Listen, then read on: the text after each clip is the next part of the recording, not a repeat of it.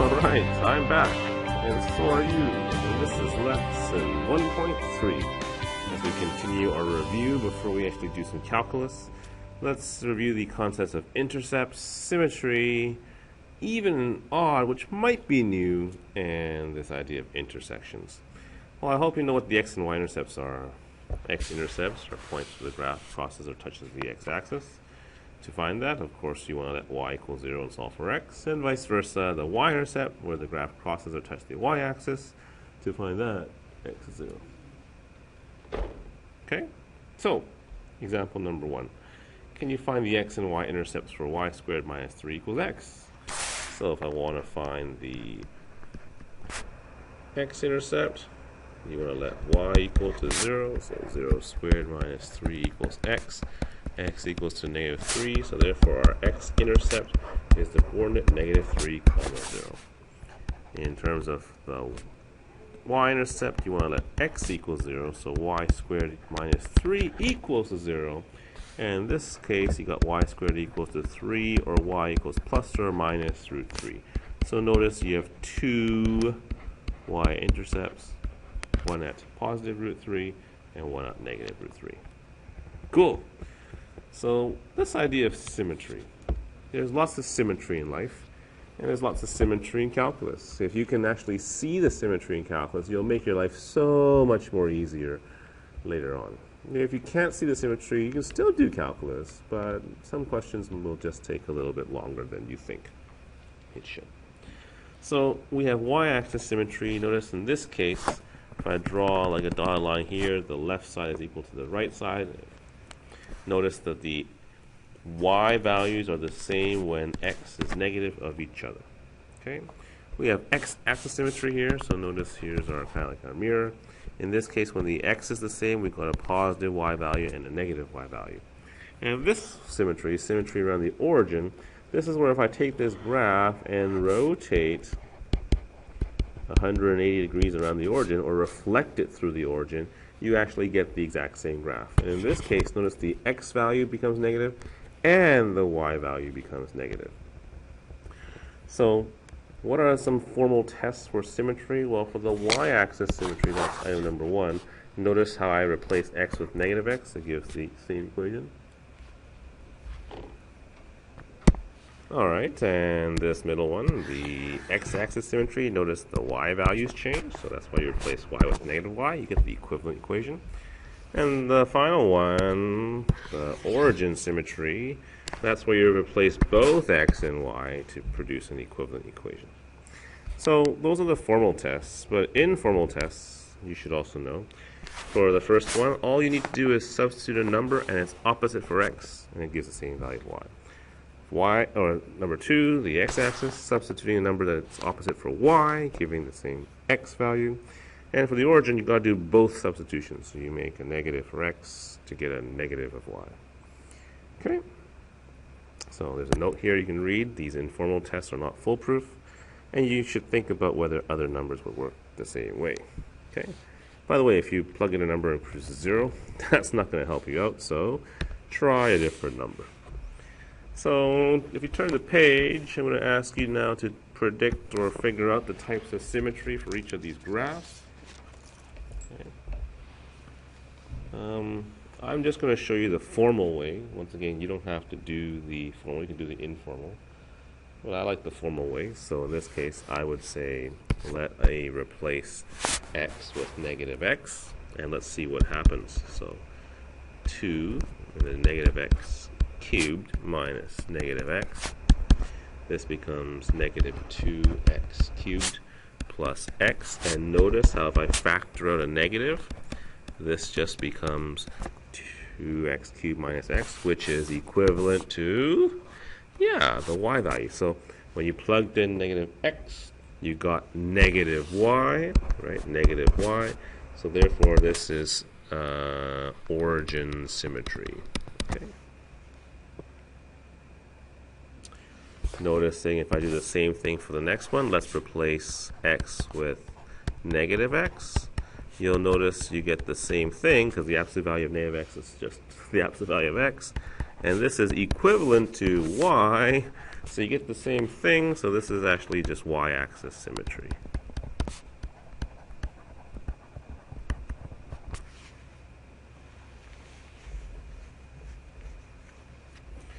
Notice in the last case, if I were to do the same thing, replace x with negative x, notice this is nothing close to what you had before, not the same. So really, in this case, there is what type of symmetry? I guess because you have the absolute value, you'll see that in this case there will be x-axis symmetry. And this one's kind of weird too, because really it's not a function, right? But you could see if you broke it up, y equals to the absolute value, or x minus 2, and then the absolute value of y means you can make it also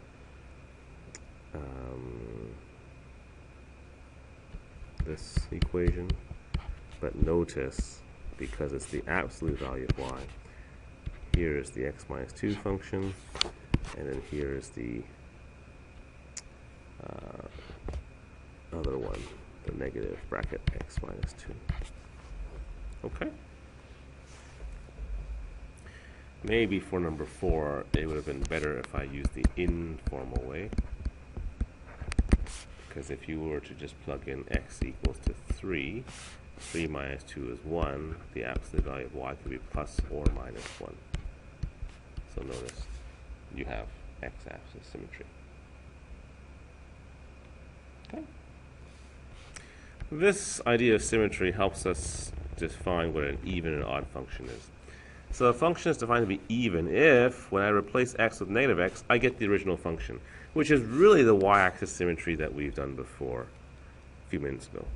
A function is defined as odd, though, if I plug in negative x and I get the negative of the original function, and that's the origin symmetry. So now, doing the same thing for 5, 6, and 7, I'm going to ask you to please tell me if a function is even or odd. So ultimately, all you need to do is just plug in negative x and see if it's equal to its original function, or it's negative of the original function, or neither. Okay? Here we go. So here's negative x cubed minus negative x. That's negative x cubed plus x. Factorial of negative, that's x cubed minus x. Hey, that's the same thing as the original function, negative f of x, so therefore this is odd. Okay, you try the same thing for the rest, just the same idea.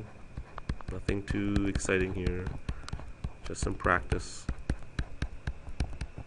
Hey look, this is the same as the original function, so this must be even.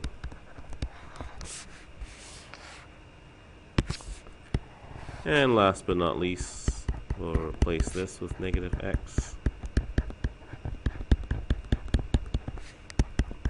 X squared minus 2x plus 2, not equal to h of x, sorry, also not equal to negative h of x, so really this one is neither.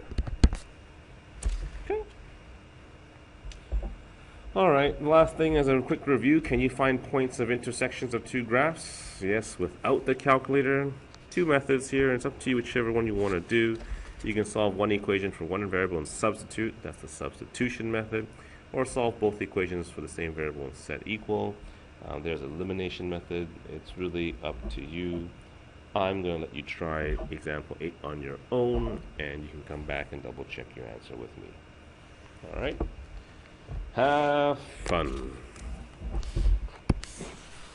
By the way, I like to label my equations, and I'm going to actually solve for, I guess, x. So I'm going to use substitution. Take equation 1 and solve for x, so x equals to 1 plus y. Okay, going to put that into equation 2, so wherever I see x, it's 1 plus y now, squared minus y equals to 3. Going to expand this out, so that's just 1 plus 2y plus y squared minus y equals to 3. Simplifying.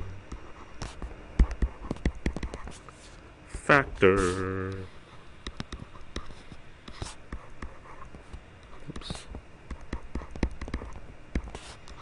So y equals to negative 2, y equals to 1. And don't forget to plug it back in to solve for the x value. In this case, x will be negative 1. And in this case, x equals to 2. So our coordinates are 2, 1, and negative 1, negative 2. By the way, if you like elimination, then I would have done it this way, lined up the variables. Notice the coefficients in front of the y's are the same. You could just subtract. So 0 minus x squared is negative x squared. X minus nothing is just positive x. The negative y minus negative y is 0, and 1 minus 3 is negative 2. You can then move all these terms to one side. And once again, I'm going to ask you to factor, and you will get the same answers as what we had on the left. X equals to 2, x equals to negative 1. Go ahead and plug it back in for y. You do whichever one you wish. I already have the answers, so here we go. 2, 1, negative 1, 2. Cool. All right. Go try some questions now.